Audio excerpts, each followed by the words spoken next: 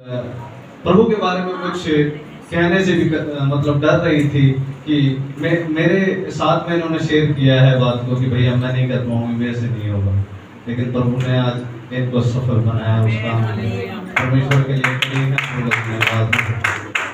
सभी को पता आज फादर्स डे है, तो मेरी तरफ से आप सभी को मैं विश करना चाहूँगा हैप्पी फादर्स डे।